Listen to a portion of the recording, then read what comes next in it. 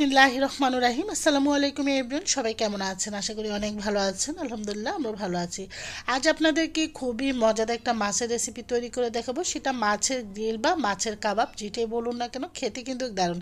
সেহরিতে যারা মাংস খেতে বা মাছের ঝোল, মাছ দিয়ে সবজি খেতে পছন্দ করে না, আপনি এটা ট্রাই করতে পারেন।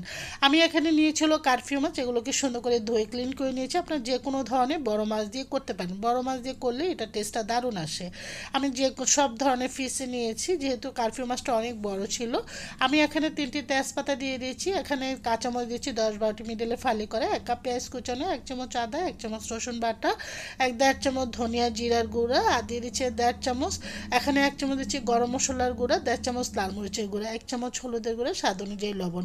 এটা অবশ্য ঝাল ঝাল হলে খেতে ভালো লাগে। যে কোনো গ্রিল আইটেম বা কাবাব কিন্তু একটু ঝাল হলে খেতে ভালো লাগে। যারা ঝাল অপছন্দ করেন আপনি স্কিপ করবেন। এখানে আমি লেবুর রস দিচ্ছি, আপনারা ভিনেগারও দিতে পারেন। প্রায় 1 থেকে 2 চামচের মতো লেবুর রস দিবেন মাছের পরিমাণ বুঝে।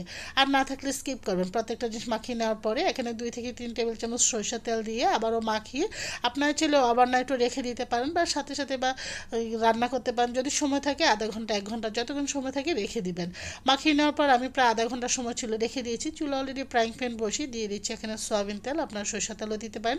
একটা ফোড়ন দিয়ে আজকে এই মাছটা রান্না করব। 4টি এখানে শুকনো মরিচ দিয়েছি, 1 চামচ দিচ্ছি হলো আস্ত জিরা, 1 চামচ আমি এখানে কালো জিরা দিয়েছি। দিয়ে এটাকে প্রায় 1 মিনিটের মধ্যে ভেজে নেওয়ার পর সুন্দর একটা স্মেল চলে আসার পর মাছটা দিয়ে দিচ্ছি। তবে এই মাছটা যখন যে কোনো মাছই যখন রান্না করবেন কোনো রকমের পানি ব্যবহার করবেন না, কিন্তু পানি ব্যবহার করলে এটার টেস্টটা কিন্তু ভালো পারবেন না। প্রথমে আমি চুলাটাকে 5 মিনিট বাড়িয়ে দিয়ে তারপরে আমি চুলাটাকে কমিয়ে নিয়েছি। একেবারে লো ফ্লেমে কিন্তু মাছটা রান্না করেছি, কারণ আমি মাছটাকে গ্রিলের মতো করবো, বা আমরা কড়াই যে কোনো ধরনের কাবাব বলি বা কড়াই গ্রিল বলি। তো আমারটা তো আজকে কড়াই, এখানে কড়াই মানে ফিশ কড়াই আর কি, বা কাবাব যেটাই বলো না কেন সেটাই হচ্ছে।